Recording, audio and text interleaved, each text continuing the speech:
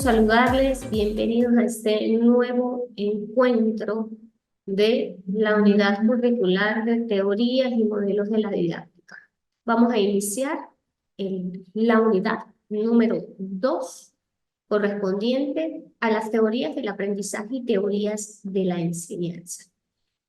Vamos a iniciar el día de hoy con dos elementos sumamente importantes, y aquí lo hablamos como teorías del aprendizaje separados de las teorías de la enseñanza, ya que ambos procesos que allí se mencionan pues son distintos. En muchos textos, muchos autores señalan el famoso proceso de enseñanza guioncito aprendizaje, como si fueran los mismos procesos. Y aquí nos damos cuenta de que no. El proceso de aprendizaje es el que desarrolla el estudiante. El proceso de enseñanza, en este caso, es el que ejecuta el docente. Bien, entonces iniciamos el encuentro síncrono del día de hoy con esos dos elementos para poder entender el por qué las teorías son distintas, tanto las de aprendizaje como las de enseñanza. Iniciemos con las teorías del aprendizaje. Las teorías del aprendizaje son explicaciones que buscan comprender cómo se produce el aprendizaje y cómo adquieren nuevos conocimientos, habilidades y actitudes. Estas teorías son fundamentales para la educación, ya que proporcionan una base teórica para el diseño de estrategias pedagógicas y para la comprensión del proceso de aprendizaje. ¿Qué queremos decir entonces con esto, chicos? Que las teorías del aprendizaje buscan canalizar el proceso que desarrollan los estudiantes. Bien, y a través de ellas, pues, ellos van a comenzar a desarrollar nuevos conocimientos y adquirir nuevas habilidades. Tenemos las teorías del aprendizaje. Primeramente, el conductismo. A ver, me gustaría saber, Erika, ¿qué piensa acerca del conductismo? Buen Buenos día, Erika. días. ¿Sí Buen me día, escucha, profe? señora, te escucho. Es Cuenta. que la semana pasada casi no se escuchaba muy bien. Bueno, ya te escuchamos, excelente. Entonces, cuéntame, ¿qué piensas acerca del conductismo? Porque el conductismo sabemos que es una teoría que, a pesar de todos estos avances que hemos tenido, el conductismo sigue estando presente en los planteles educativos. Entonces, me gustaría saber qué piensas acerca del conductismo. Bueno, mi profe, sí, como se dice, ¿no? El conductismo yo lo veo que es como la conducta que adopta el niño, ¿sí? No todos la adoptan por igual. Como nosotros decimos, no, está el aprendizaje conductista. Entonces, yo lo veo de la siguiente manera, que es la conducta que toma la persona al momento de tener algún aprendizaje, ya sea como le dijera yo, ya sea bien, sea de que este aprendizaje ya sea acompañado tanto como de estímulos como de esfuerzos, para ya así poder tener respuestas positivas para el estudiante. Ok, muy bien, Erika. Nos dice entonces que el conductismo lo plantea John Watson, y aquí también me señala a Skinner. Se enfoca en el estudio del comportamiento observable y cómo se puede moldear y reforzar para producir aprendizaje. Cuando hablamos del conductismo, ya se van a dar cuenta que lo vamos a observar tanto en el proceso de aprendizaje como en el proceso de enseñanza. Aquí, en el conductismo, el estudiante busca o el estudiante aquí va a estar en una acción de sujeto pasivo, ¿bien? Donde él va a seguir un comportamiento, ¿bien? Acorde a los estímulos, como lo dice Erika, a los estímulos que le da el docente. Aquí el estudiante va a, a seguir ese comportamiento para poder moldear y adquirir conocimiento. Aquí el aprendizaje se da a través de la repetición de comportamientos. Entonces, aquí vemos, y como lo decía hace un momento, a pesar de todos estos avances que tenemos, avances tecnológicos, herramientas digitales que se convierten en la actualidad en una oportunidad sumamente indispensable, pues seguimos que muchos de los entornos educativos siguen planteando el conductismo como elemento primordial. Siempre doy el ejemplo cuando hablo del conductismo de cómo esos comportamientos los podemos basar en un ejemplo muy claro. Cuando los estudiantes van a entrar a su jornada académica, suena una campana, un timbre, y cuando esos estudiantes van a receso, suena una campana, un timbre, y así el estudiante sabe que con esa campana tiene que seguir un comportamiento que le está arrojando simplemente ese sonido, y eso nos lleva a guiar el proceso educativo, entonces, con base a una actividad, en este caso, netamente conductista. Aquí el aprendizaje se refuerza y se produce a través de la repetición de conceptos, de la repetición de temas, de contenidos, y aquí, pues, el estudiante no tiene un proceso en el cual, pues, pueda producir un propio aprendizaje. Nos vamos entonces con el constructivismo.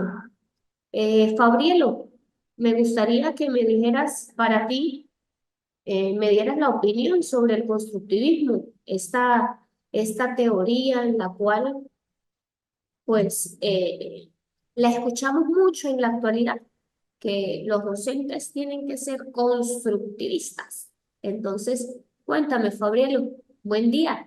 Buenos días, sí, yo creería que ahí, resumiendo, lo que dice Jean Piaget es buscar la forma que el mismo estudiante participe de la construcción, valga la redundancia, del conocimiento que le está transfiriendo el docente.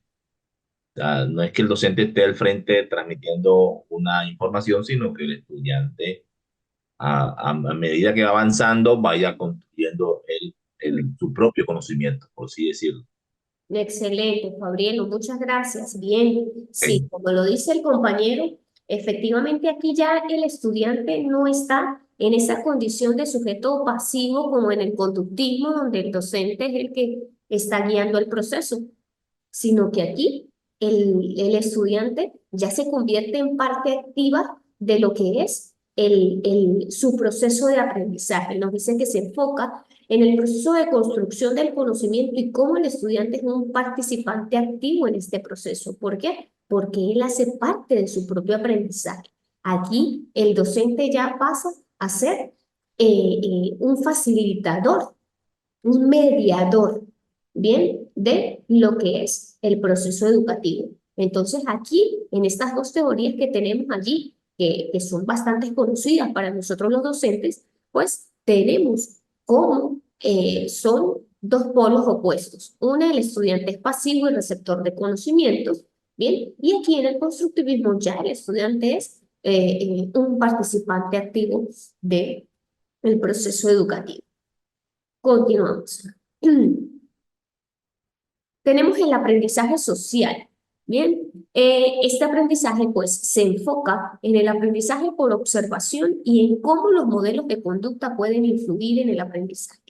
Aquí es importante tomar en cuenta cómo el entorno influye de manera bastante notoria en el proceso de aprendizaje. Por eso es tan importante tener entornos y contextos que se adapten a lo que es el proceso educativo. Aquí el aprendizaje nos dice que se enfoca en la observación, bien, en cómo observamos los distintos procesos que se desarrollan. Gracias. que se desarrollan en el aula de clase. Aquí, este entorno, este contexto puede influir de manera positiva, de manera, no lo digamos negativa, sino que sí puede haber situaciones en el entorno de aprendizaje que pueden influir en una manera que pueda afectar al grupo de estudiantes. Es importante, por ejemplo, aquí puedo dar como ejemplo esos entornos educativos que no cumplen con el espacio acorde y adecuado para llevar a cabo un proceso de aprendizaje. Por ejemplo, hablemos de el tema de luz natural, bien, que se necesita para luz natural y luz artificial para que haya una buena iluminación en el aula. Y esto puede influir en el proceso de aprendizaje. Bien, luego tenemos el aprendizaje experiencial. Sostiene que el aprendizaje es un proceso que se produce a través de la experiencia y que ésta se puede mejorar mediante la reflexión crítica y la aplicación de conocimientos. La experiencia a mí me parece que es sumamente importante en relación a desarrollar la praxis educativa. ¿Por qué? Aquí se sostiene de que se produce a través de la experiencia. Todos tenemos algún tipo de experiencia, por eso aquí en la universidad siempre busco de que los chicos estén conectados. ¿Para qué? Para yo poder tener ese contacto con ustedes y que no sea simplemente yo tener que grabarme y tener que hablar. ¿Por qué? Porque cada uno de nosotros, por ejemplo, al nivel en el que estamos, tenemos la experiencia en el ámbito educativo y aquí me enriquezco yo y se enriquecen ustedes con cada una de las experiencias. Si nos vamos a lo que es otros niveles educativos, así sea a los niños más chiquitos del nivel de inicial, pues tenemos de que ellos también viven a través de la experiencia, experiencias en los juegos, en las actividades lúdicas, los niños más grandecitos, experiencias con otros docentes, con otros entornos educativos, y esto va a llevar a que a través de esa experiencia el estudiante pueda tener una reflexión y ser crítico de su propio aprendizaje. Entonces, esto nos lleva a que todos vamos a tener una base de experiencia en algo sumamente, así sea sumamente sencillo, así sea el niño que está aprendiendo a sumar, el niño que está aprendiendo a sumar, a ver, entonces 2 más 2 es 4, 2 más 3 son 5, con los dedos no me va bien, eso ya es una experiencia, me va mejor contando en mi mente o me va mejor haciendo palitos. Y eso me lleva a la experiencia donde él está reflexionando acerca de lo que le beneficia a él en su proceso de aprendizaje. A ver, cuéntenme, con base a su experiencia y a estas teorías que hemos mencionado en este corto tiempo, me gustaría saber cuáles han sido las experiencias que ustedes han tenido en relación a aplicar estas distintas teorías en el aula de clase. A ver, ¿quién me quiere compartir? ¿Fabrielo o Erika? Bueno, yo utilizo mucho bueno, me baso mucho en la experiencial. Eh, yo llego a la docencia universitaria después de ejercer más de 20 años y, y complemento el contenido temático con la experiencia. Considero que eso es importante, la experiencia que he tenido yo, buena o mala, y eso le da un enfoque más grande al estudiante al momento de recibir esta información. A diferencia de que fuera al frente tuviera un docente que apenas estuviera ejerciendo la docencia, pero no tuviera campo, cancha, nunca tuvo problemas, situaciones que resolver. Te considero que este aprendizaje experiencial es bueno.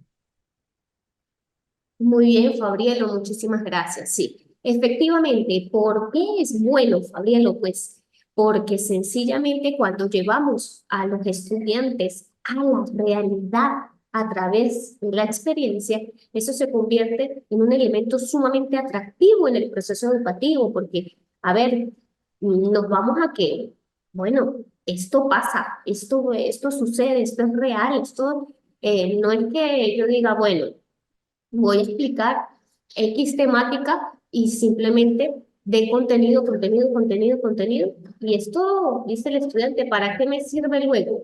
Entonces, cuando nos vamos a la experiencia y a llevarlo a la realidad y a contextos reales, se convierte en un elemento sumamente enriquecedor. Luego nos vamos con el aprendizaje significativo de Ausubel. Nos dice que se enfoca en el aprendizaje de conceptos y significados y en cómo estos se integran en la estructura cognitiva del estudiante.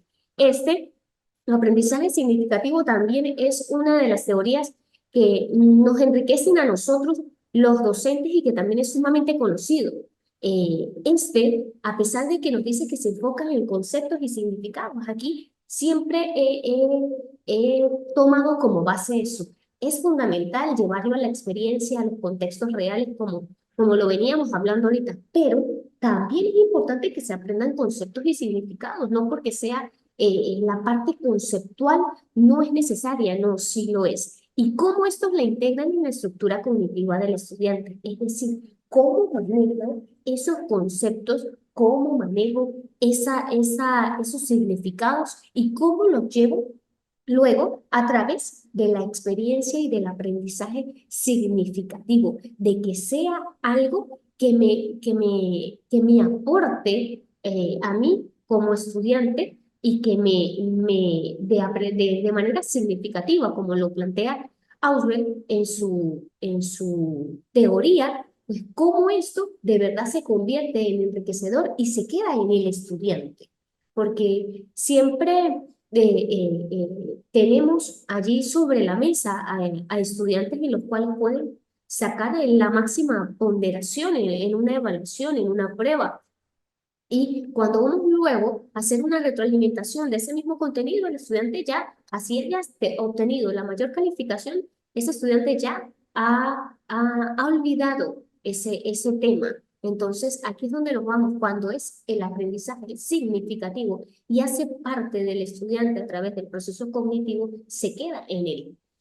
Luego tenemos el aprendizaje por descubrimiento. Sostiene que el aprendizaje se produce cuando el estudiante construye su propio conocimiento a través del descubrimiento guiado y la resolución de problemas. A mí me parece que el aprendizaje por descubrimiento con el de la experiencia son una cosa que va mucho más allá de la educación en la cual centramos ahorita el aprendizaje, porque si utilizáramos el aprendizaje experiencial junto con el aprendizaje por descubrimiento sería una cosa magnífica. Este aprendizaje pues permite al estudiante construir su propio conocimiento, es algo así como el constructivista, en el cual pues él aquí va a través de un proceso guiado de su facilitador, ¿bien? Y la resolución de problemas los llevan a descubrir nuevos entornos, nuevos elementos y se convierte en algo de sumamente interés. ¿Por qué? Porque no me voy a centrar solamente en lo conceptual, sino que aquí estoy trabajando por mi propio aprendizaje, por mi propio conocimiento, a través de herramientas que me facilitan, a través del proceso guiado. Luego tenemos la teoría sociocultural de Vygotsky. Sostiene que el aprendizaje es un proceso social que ocurre a través de la interacción con otros individuos más experimentados y la adquisición de conocimientos y habilidades culturales y sociales. Aquí siempre se plantea de que la parte sociocultural es sumamente también importante en relación al proceso educativo, ya que el tener contacto, el tener interacción, el intercambiar experiencias, conocimientos, opiniones con otros compañeros, enriquecen el proceso de aprendizaje.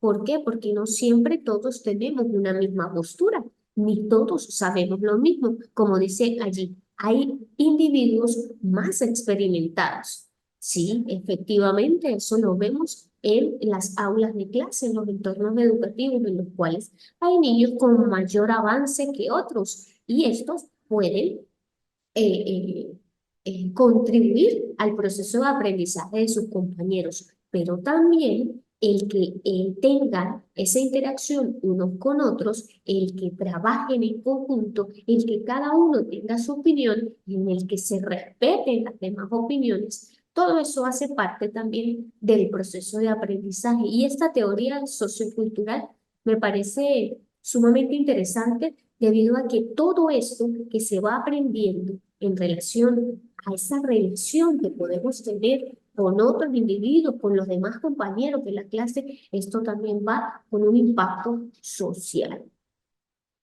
Luego tenemos el aprendizaje humanista.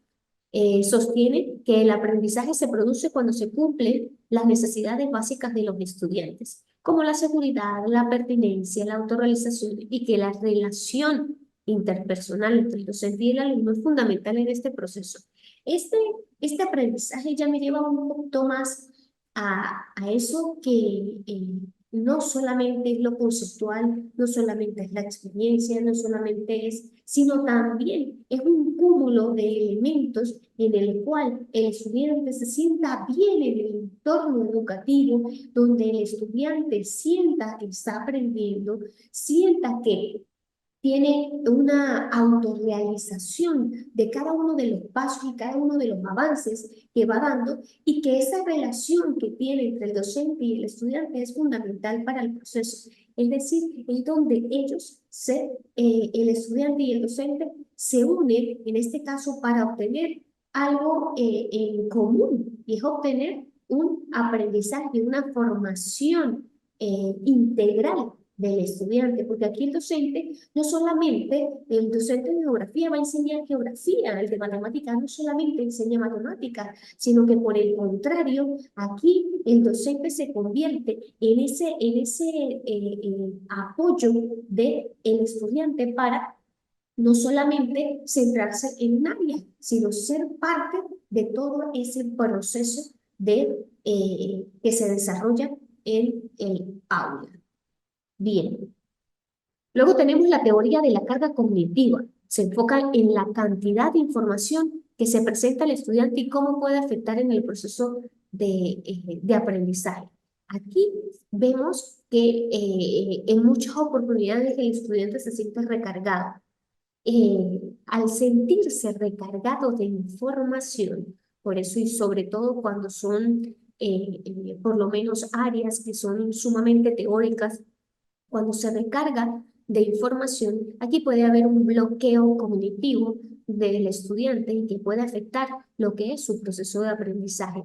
Por eso, la importancia de adaptar cada una de las temáticas y las áreas de formación a estrategias que sean didácticas y que le permitan al estudiante no sentirse cargado y afectar su proceso, sino que por el contrario se sienta motivado a lo que es el proceso educativo, se sienta motivado al área, se sienta motivado con el docente, ¿bien? Y esto también es un elemento sumamente importante. Luego tenemos la teoría del procesamiento de la información. Se enfoca en el procesamiento de la información y en cómo esta información es almacenada en la memoria a largo plazo. Y era lo que les mencionaba también hace un momento, ese estudiante que puede sacar la máxima calificación, pero no almacenó esa información en su memoria de largo plazo. Y esto nos lleva a que el aprendizaje significativo, como el que mencionamos hace un momento, el de Auswell, sí me lleva a guardar y almacenar esa información a largo plazo, no simplemente a corto, que era lo que mencionaba de esos estudiantes. Cada teoría de aprendizaje ofrece una perspectiva única sobre cómo se produce el aprendizaje y cómo se pueden diseñar estrategias pedagógicas efectivas. Aquí tenemos gran cantidad de teorías que nos permiten a nosotros adaptar cada una de las estrategias según el contexto, según el nivel en el cual se encuentran, el nivel educativo en el cual se encuentran los chicos, adaptarlos al grupo de estudiantes, porque podemos estar en un nivel específico y tenemos dos secciones, pero nuestras secciones son totalmente distintas. Entonces aplicamos unas estrategias a una sección y aplicamos al otro grupo de estudiantes otro tipo de estrategias, porque de esto hace parte esas estrategias pedagógicas que sean efectivas y que se adapten al grupo de estudiantes. Los docentes pueden beneficiarse de familiarizarse con estas teorías para tener una comprensión más profunda del aprendizaje. Y aquí es donde el docente diseña estrategias de enseñanza efectivas para todos los estudiantes. Es decir, con base a todo podemos decirlo, a un diagnóstico que se realice en los diversos grupos con los cuales trabajamos, pues aquí es donde vamos a diseñar estrategias que sean efectivas. Me gustaría saber, eh, a ver, Erika, ¿cuál crees tú que en tu proceso, en tu praxis pedagógica, se adapta más de las teorías de aprendizaje que acabamos de conversar? Bueno, profe, soy docente de educación inicial, Ok. ¿sí? En mi caso, yo, junto con mis niños, pues yo me enfoco mucho más en el aprendizaje significativo, ¿sí? Ya que esto permite que el niño vaya desarrollando o vaya construyendo su propio aprendizaje, ¿sí? Mediante las estrategias que se den, allí es donde el niño va aprendiendo, va adquiriendo sus conocimientos. Entonces yo me enfoco más que todo en el aprendizaje significativo, que allí es donde el niño desarrolla sus habilidades, sus conocimientos y va aprendiendo cada día mediante las estrategias que se den, el niño va aprendiendo cada día un poquito más. Ok, excelente. Gracias, Erika. Fabrielo. Bueno, yo también me caso con el significativo, porque en el área mía de seguridad y salud en el trabajo, donde debemos cuidar al trabajador, pues tenemos que asegurar que realmente el estudiante aprende, ese futuro colega mío profesional, entienda que un error, una desviación puede causar un daño a la salud de la persona. Entonces, por eso nos gusta me identifico con el significativo, o sea, asegurar que realmente nuestro estudiantado comprenda bien las bases teóricas, legales y las buenas prácticas que se tienen hoy en día en muchas empresas para evitar precisamente ocurran daños a la lesión del trabajador. Excelente. Muy bien, Fabrielo. Muy bien, Erika. Muy bien. Entonces allí vemos cómo entonces nosotros podemos entonces adaptar esas teorías, aunque ambos, dijo Fabrielo, también me caso con el significativo. Bueno, allí tenemos entonces cómo ustedes pueden enfocarse en uno de ellos y es el que más se adapta a la praxis que ustedes ejecutan a diario. Sin embargo, vemos que en algún momento podemos adaptar y hacer uso de esas otras teorías de las cuales mencionamos en el proceso que llevamos a diario.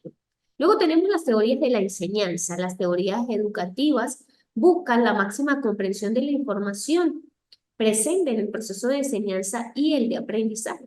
Y cada vez se enfocan los diferentes procesos, lo que lleva al uso de diversas técnicas didácticas. Esto nos lleva entonces a que podemos utilizar diversas técnicas didácticas para lo que es el proceso de enseñanza. Aquí volvemos otra vez a ver el conductismo y el constructivismo, pero ahora no desde el punto de vista del estudiante solamente, sino del punto de vista del docente. El conductismo, entonces, es una teoría de enseñanza que se centra en el comportamiento observable, como lo mencionamos en la teoría de aprendizaje. Los educadores conductistas enfatizan el uso de refuerzos positivos y negativos para moldear y fortalecer conductas deseadas. Lo que veníamos hablando y lo que ya, esto es lo que se mencionó en el proceso de aprendizaje. El enfoque conductista ha sido utilizado ampliamente en la educación, especialmente en el diseño de programas de enseñanza estructurada y en la aplicación de técnicas de modificación de conducta. Aquí, este proceso, a través de las teorías de enseñanza, el conductismo lo que permite es moldear conductas. Es decir, aquí el estudiante va por el camino que debe ir.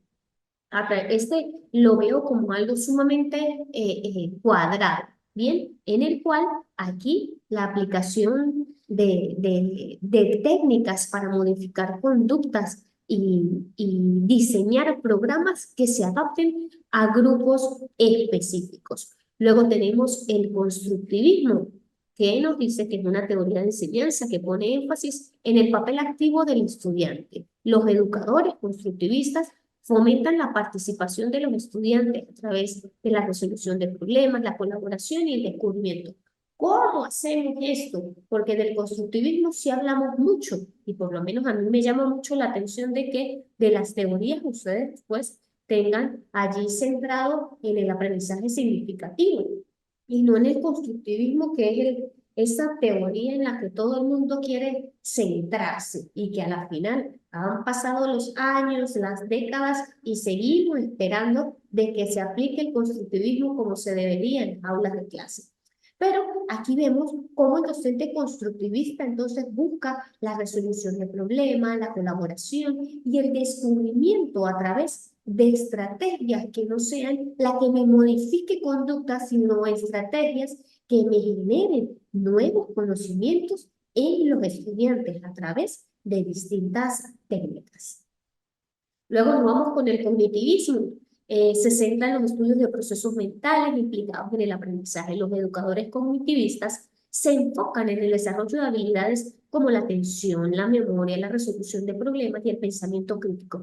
A mí me parece que aquí el cognitivismo en lo que es la educación primaria es sumamente importante, al igual que por lo menos en la educación inicial, como lo maneja Erika, en la cual pues él se enfoca aquí en desarrollar habilidades. Por ejemplo, en la educación inicial a través de todas estas actividades que realizan esos profes en los cuales trabajan motricidad fina, motricidad gruesa en los niños, todo esto le va generando habilidades, ejercicios de atención, la memoria, la resolución de problemas. Todo esto nos lleva a este último aspecto que es el pensamiento crítico. Cuando yo desarrollo todo eso, desarrollo la memoria, desarrollo la atención, desarrollo las habilidades. A medida que yo voy avanzando en relación al nivel educativo, mi pensamiento se vuelve un pensamiento crítico del porqué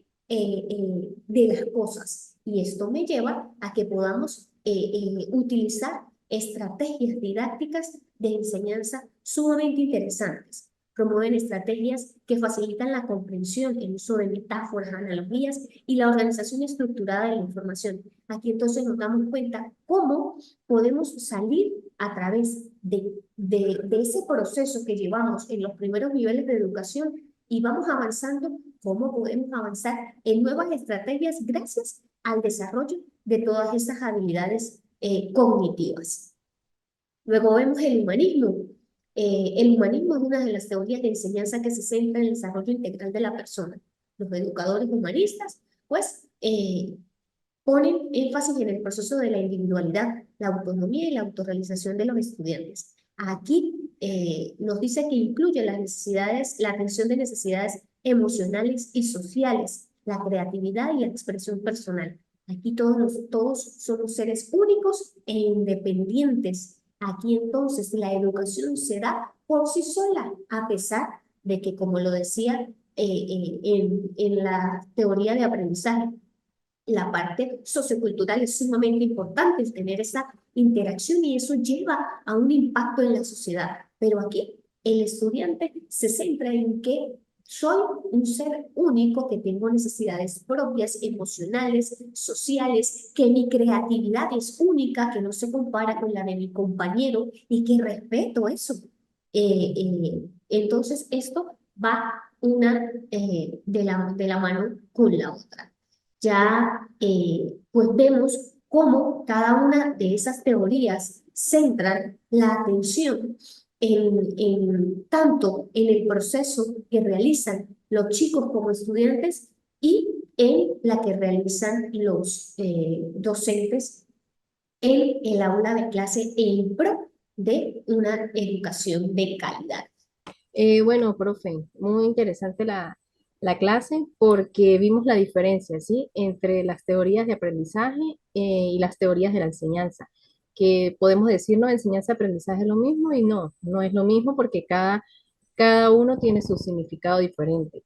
Y nos basamos en que eh, los docentes pues tenemos una teoría en la cual nos describe a cada uno, dependiendo de por decir, de la rama en que nos desempeñemos. Excelente, gracias Erika, gracias Gabrielo. Bien, efectivamente, pues cada uno de nosotros tiene una experiencia propia en los entornos en los cuales estamos en la actualidad o en los que ya hemos estado anteriormente. Y esto nos lleva a ver cómo cada uno de esas teorías las podemos adaptar a los distintos contextos educativos.